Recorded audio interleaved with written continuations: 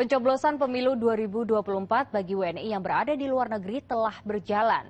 Walau baru beberapa hari, laporan dugaan kecurangan pemilu 2024 telah muncul. Pembahasan selengkapnya kita saksikan dalam diskusi.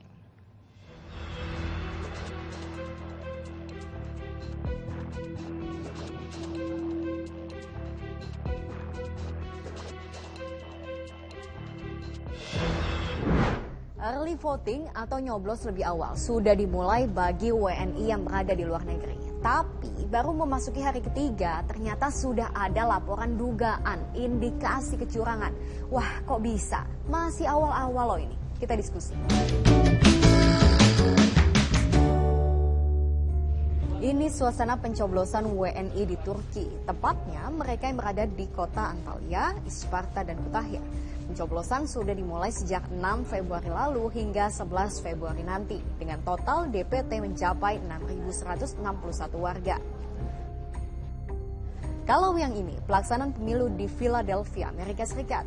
Walaupun sudah dibuka sejak pagi, antrian warga biasanya ramai di malam hari karena baru punya kesempatan untuk datang ke lokasi kotak suara keliling saat selesai bekerja. Di Washington DC, WNI juga sudah menggunakan hak suaranya lebih awal. Nah, 30% pemilih di Washington DC, Amerika Serikat memilih metode pos. Surat suara lewat pos sudah dikirim kepada pemilih sejak akhir Januari lalu dan setelah dicoblos tinggal dikirimkan kembali.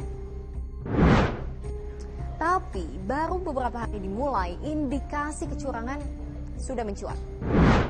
Dari video yang viral, ada sejumlah orang yang membongkar paket surat suara dari pemilih di Malaysia. Lalu pada surat suara Pilpres mencoblos pada kolom nomor urut 3 Ganjar Mahfud dan surat suara Pileg pada nomor urut 1 PKB Ida Fauzia. Apa kata pihak-pihak terkait? Menurut temuan kami yang sudah di tim kami yang sudah di Malaysia hari ini adalah itu yang dimanfaatkan. Jadi dicoblos. Ya, kalau kita melihat kasat mata sih di atas ribuan surat suara tersebut dicoblos dalam satu ruangan oleh beberapa orang, 5 atau 6 orang. Nah, ini tentu sangat memprihatinkan ya, karena pemilu kan baru sebelumnya kalau di dalam negeri pencoblosan belum mulai, tapi yang di luar negeri sudah diwarnai peristiwa seperti ini. Kami minta Bawaslu segera mengirimkan tim ke sana, walaupun ada Panwas LULN. Ini Panwas luar negeri dalam pantauan langsung Bawaslu RI sedang melakukan upaya penelusuran. Upaya penelusuran adalah upaya aktif yang dilakukan Bawaslu untuk mencari informasi sebanyak-banyaknya sehingga sebuah dugaan peristiwa pelanggaran menjadi terang benderang. Dalam konteks ini perlu dipahami bahwa karena keterbatasan dan perbedaan yurisdiksi hukum negara, maka Bawaslu bersama-sama dengan atasé kepolisian yang ada di KBRI. Calon Presiden nomor urut 3 Ganjar Pranowo menanggapi singkat, Bawaslu segera menindaklanjuti, periksa. Jadi ingat, ini bukan kali pertama. Masih ingat waktu Desember lalu, sejumlah video yang menunjukkan WNI di Taipei bisa nyoblos lebih awal padahal belum waktunya. KPU bahkan mengakui ada kesalahan 31.000 surat suara yang dikirim lebih awal dari jadwal. Lalu penyelesaiannya gimana?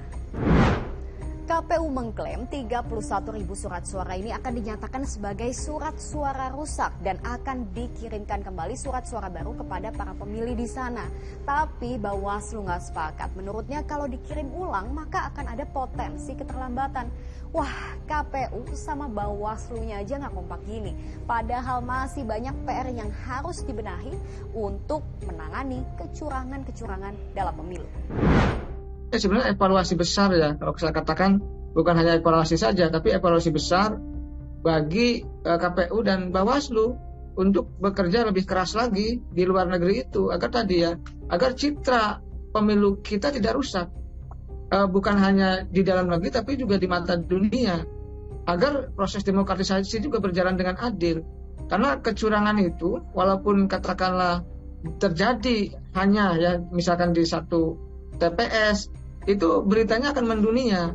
Apalagi sekarang isunya adalah tudingan-tudingan kecurangan pada pihak tertentu. tentu untuk menjaga integritas dalam pemilu, maka ya tadi ya pemilu di luar negeri itu harus dikawal, dan itu evaluasi besar bagi KPU dan Bawaslu yang sejatinya mereka diamanahi untuk menyelenggarakan pemilu dengan baik.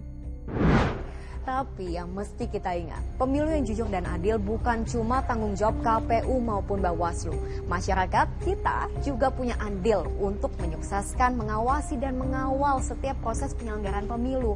Caranya gampang, semua punya handphone kan? Nah, modal handphone tinggal foto atau rekam video kalau ada bukti dugaan kecurangan pemilu dan laporkan. Kalau sudah lapor tapi nggak diproses, gampang, zaman medsos, tinggal bikin viral. Menurut kau gimana? Lanjut diskusi di kolom komentar.